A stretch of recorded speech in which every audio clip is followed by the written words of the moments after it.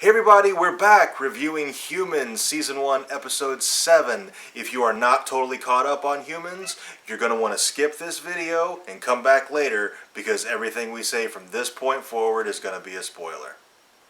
Okay, this was a very shocking episode of Humans. And very tense. Very edge of your seat. Tension, yeah, high tension episode. And there was this theme kind of woven throughout of meetings and reunitings. And, well, first of all, Karen reunites with Niska, and the whole thing results in the death of Dr. Milliken, which I did not see coming. No, me either. I did not see him dying. I didn't want him to die. I loved him and Niska. One of my favorite characters for sure, and I thought he would be a mainstay character for at least a few seasons. Did not see him dying in the penultimate episode of the first season. So that was really sad, and now Odie is without a master. Yeah, and you assume that now he's going to be scrapped because the doctor was the only thing keeping Odie alive. So now he will be scrapped and turned into many other Siths. That's the assumption. Yes. But I wouldn't be surprised if something happens. Like they have, like the five of them together can make a sentient synth. What if they decide to turn Odie sentient? Yeah. Or something like that. I mean, I want Odie to stick around because I kind of like Odie. Yeah. And now that Dr. Milliken's gone, I want at least a piece of that story to continue. Also, I mean, even though Max, he just died, disappeared, whatever, last episode, we reunite with him in this episode. And thank goodness, because I was really worried about Max. Yeah, but it doesn't necessarily seem like it's going to be good because it seems like his power was drained too much. For too long. Yeah, so he's now essentially the synth version of Brain Dead, and they're losing him. Yeah. Which, I think the other four synths are purely synth, whereas Leo seems to be some sort of like a hybrid. Yeah, hybrid of human and synth, which makes Leo a lot more emotional than the other ones, and so sometimes the emotion overrides his intellect because he never thought about doing the calculations and searching the beach for Max. Yeah. He never thought of that. That was Fred. And had he thought of that, they might have been able to save Max. Yeah, that was all Fred, and I think Max, they're going to be able to save him. I think so too. Because the inspector, although his motives are not necessarily honorable, he does want to use their ability to create more synths, so he needs Max to be alive. So I think he gets revived, although I think the inspector is going to use their ability, their synth power for ill. And speaking of the inspector, Karen went to him basically saying, I will help you hunt them down as long as when you destroy them, you destroy me. And he agrees to this, and he's totally lying. I don't think he's going to destroy any of them, and he's definitely not going to destroy Karen. He wants them, and he wants them alive. I thought the inspector was actually, if not necessarily a good guy, he at least wasn't one of the antagonists. Even if he was, like chaotic neutral in Dungeons and Dragons term. No, instead he is full on bad, and I didn't see that coming at all. Yeah, no, we're totally going off the teaser for the next episode for this, but he's not a good dude. Yeah, I mean, from the teaser, it seems like he wants to make sentient synths, but he also wants them to be 100% obedient to him. So, I mean, that's like basically that's like slavery, kind of. Yeah, that's exactly what it is.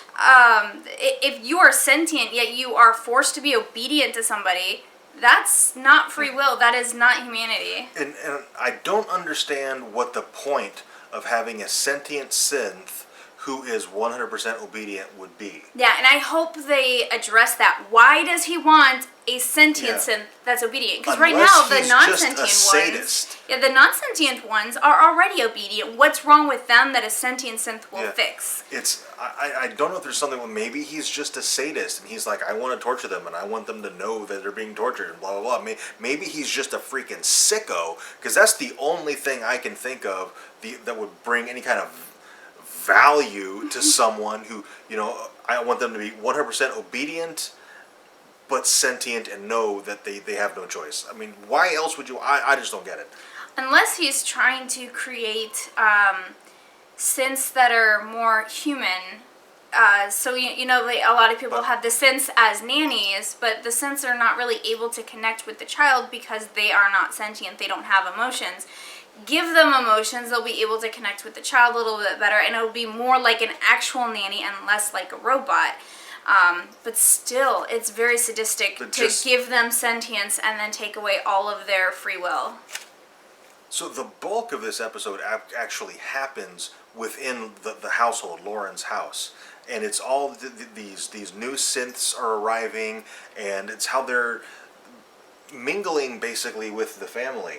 And right, Sophia attaches herself to Niska right off. Yeah, and that's kind of crazy because Niska's like the most dangerous of all of them, and yet she kind of gets attached to Sophie almost just as immediately as Sophie does to her, and she hates that she does that. Yeah. And one of the most interesting moments of the show for me was when Leo was talking to Maddie, and he was talking specifically about his memories, because he cannot forget. He remembers literally everything, good memories and bad. He brings up a good point to Maddie, where being human is forgetting the bad and accentuating the good memories in your mind, and he is unable to do that, and that's not how humans were designed to live. That's not how anything lives.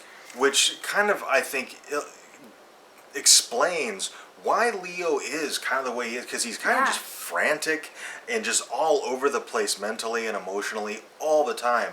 And I think that kind of goes into that, the fact that all the terrible things that have ever happened to him his entire life, he can't forget them. Yeah, I definitely agree. And of course, Karen shows up at the end of the episode and reveals herself to Leo.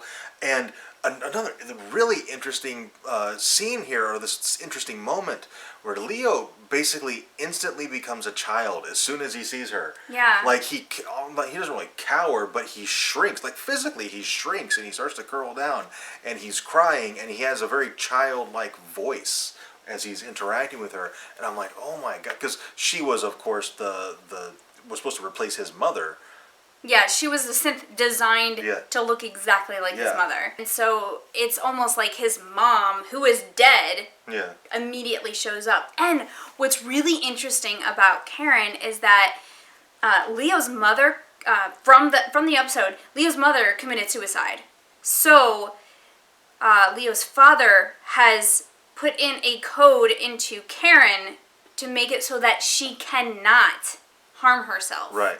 And that was really, really interesting. And it almost makes me wonder if Karen's one of the last synths to be made, because I know she looks just like his wife, but why wouldn't he put that into the other ones? And I don't think he has. I think that's specific to her. I mean, it hasn't really told us that, but I just get the feeling that is very specific to her, which makes me think all the other synths were around, and then he created her. I could be wrong, but I wonder if, because basically when Leo died as a child, he downloaded his memories and stuff into this hybrid synth, or he implanted synth technology into the Leo's dead body, one or the other. I wonder if it was kind of the same thing with Karen / Beatrice.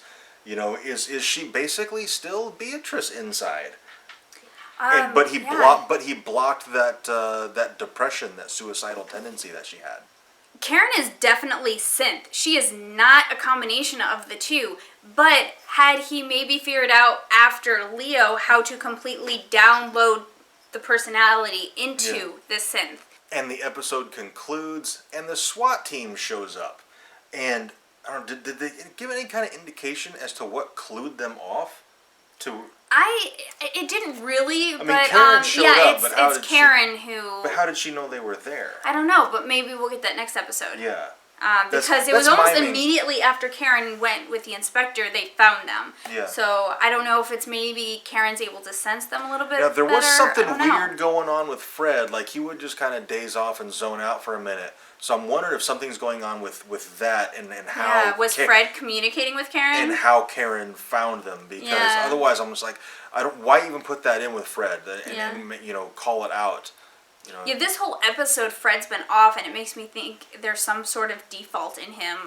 And I don't know if that's something that was built into him, or if it's something that maybe the is just inspector did it while he accumulated. was Yeah, I have no unconscious idea. or what. But something's off with Fred. Yeah. So that's the only thing I can think of as to how Karen found them. All right, I think that's pretty much it. If we missed anything, let us know in the comments, and we would love to know what you thought of this episode. I absolutely loved it. I thought it was great. It was a great episode. Yeah. Also, don't forget to like and subscribe. Thank you very much for watching. We'll see you next time.